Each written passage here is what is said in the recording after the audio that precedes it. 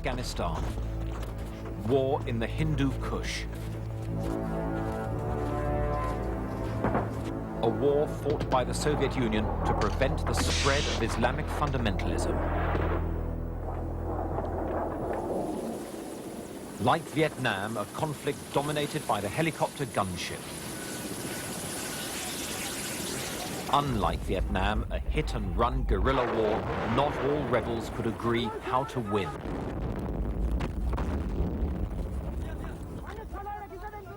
And one fought in often atrocious conditions for which the Soviets were untrained and unprepared.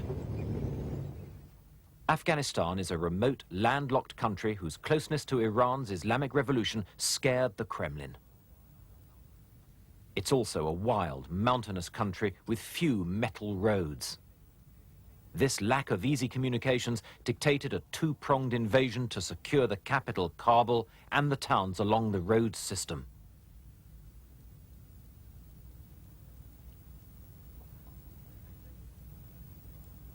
The invasion was personally supervised by Marshal Sergei Sokolov, the Soviet's deputy defense minister.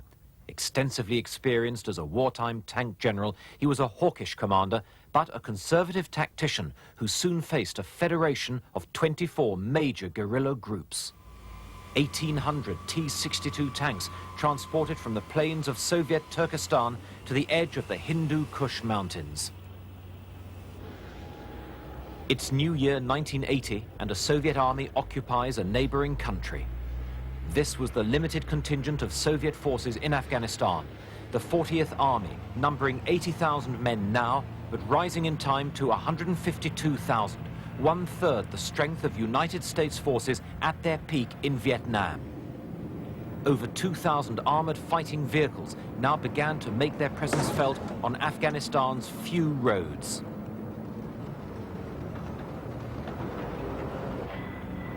More effective were the Mi-8 helicopter gunships, which would soon become symbolic of this war. On land, though, the Soviets entered Afghanistan completely unprepared for the conflict that developed, with the wrong organization and unsuitably heavy weapons.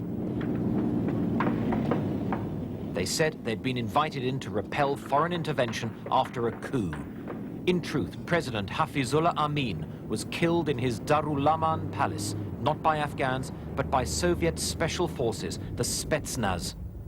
His crime had been pushing reform too quickly, making a traditionalist Soviet ally vulnerable to Islamic revolution.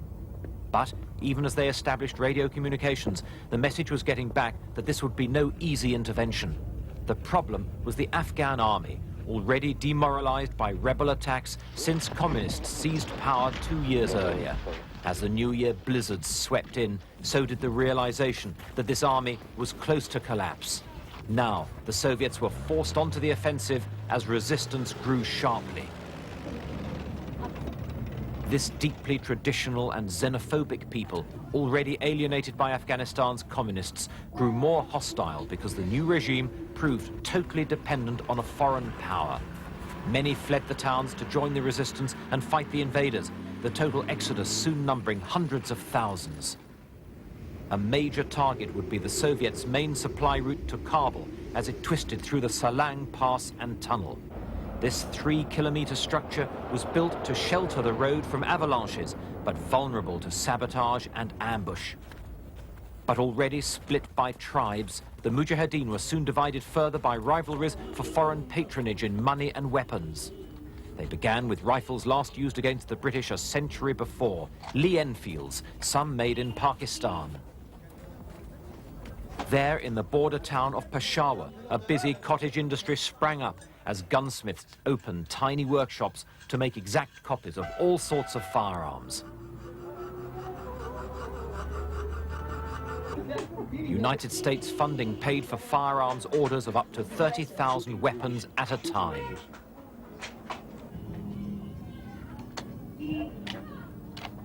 Salesmen eagerly demonstrated their copies of the British Sten gun, stored over racks of reproduction Lee Enfield rifles. Some weapons were more ingenious, like this firearm disguised as a walking stick. Several government officials would be assassinated in Afghanistan's capital. They also displayed captured Soviet weapons, especially the heavy machine guns, central to many a Mujahideen attack.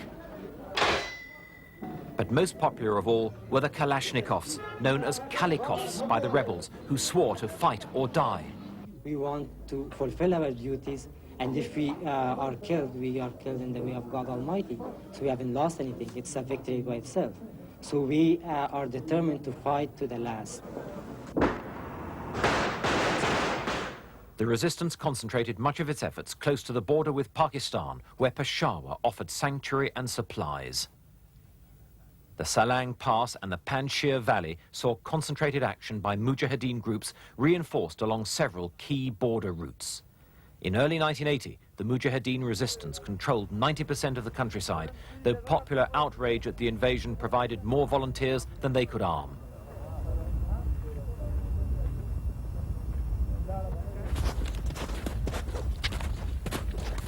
Most remained locally based, however, rarely communicating with other groups or operating outside their own valleys.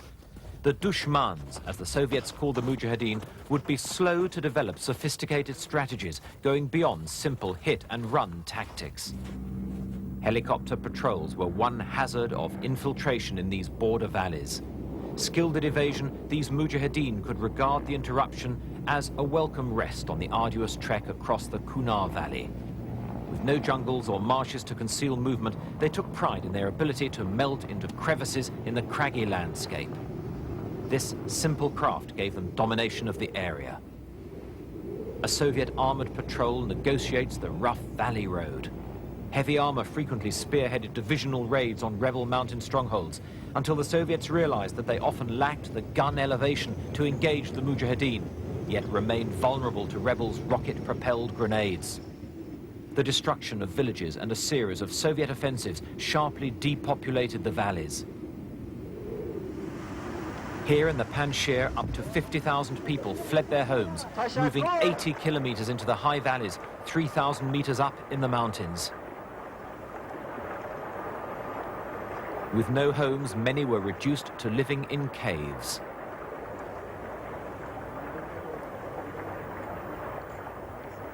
Mujahideen infiltrating along the river found that, with work stopped on the land, food supplies were badly disrupted. And they already faced natural hazards that divided Mujahideen groups one from another. The logistics of moving men and munitions under these conditions severely handicapped the ability of many rebel groups to stage sustained operations.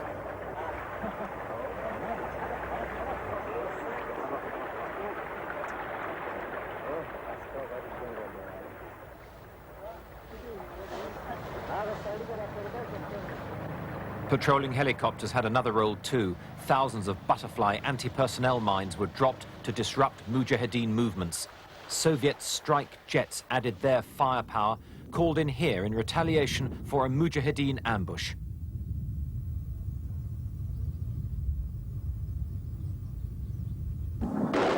But it was usually the villagers that suffered, not the rebels. In a lull, they move on towards another objective. Unlike the Viet Cong, which was created to fight a guerrilla war in South Vietnam, the Afghan resistance had grown spontaneously. But it lacked the unifying equivalent of a Vo Nguyen Gia with practical battle experience. And this lack of a central command prevented strategic planning and the efficient use of resources. Mujahideen lay an ambush in the strategic Salang Pass. Most understood the shock value of the ambush, relying on it as their basic tactic. Background cover, background cover.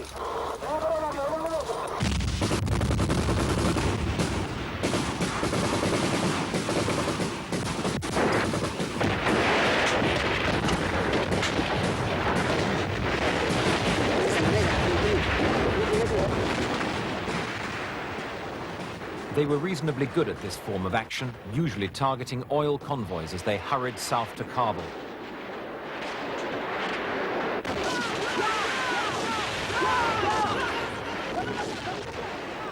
This time, Afghan troops, whose lorry has been stopped, prepare to surrender.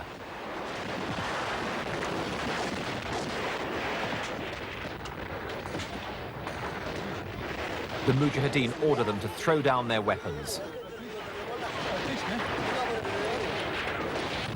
A shaven head indicates a young conscript. If he doesn't join the rebels, he'll be escorted to a Pakistani refugee camp. In their war of the roads, the Mujahideen destroyed thousands of trucks along this vital supply route, causing severe fuel shortages in the capital.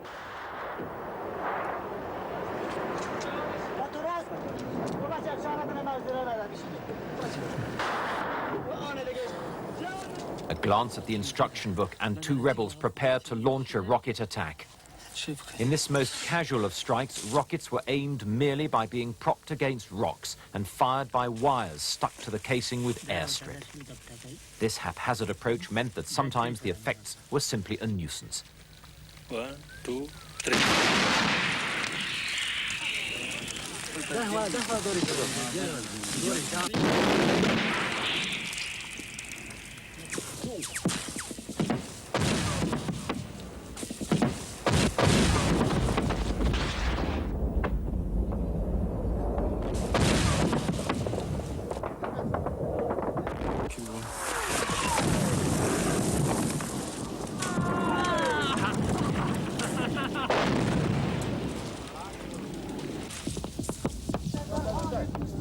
Sometimes they hit civilian areas.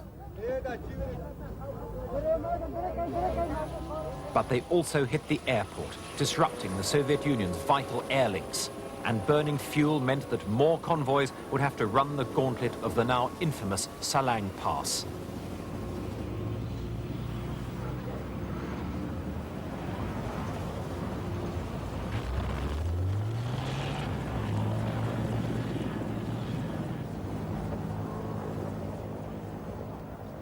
But the most spectacular result of one of these hit-and-run raids was the strike on a SAM missile dump at Karga, just outside Kabul. 40 people were killed as the long crescendo of explosions devastated the site. The Soviets denied it was the result of a rebel attack, but later took steps to improve security. After 20 minutes, the massive series of explosions grew to a climax. The approaches to Anava, an important Soviet-Afghan base in the Panjshir Valley. It was from here that counterinsurgency measures were planned and carried out. Heavily bunkered, their defensive attitude soon became regarded as a drain on manpower, so Afghan troops were given a greater part as Soviet thoughts turned gradually to withdrawal. And Afghanistan's often miserable weather sapped the morale of the troops charged with mounting those sweeps.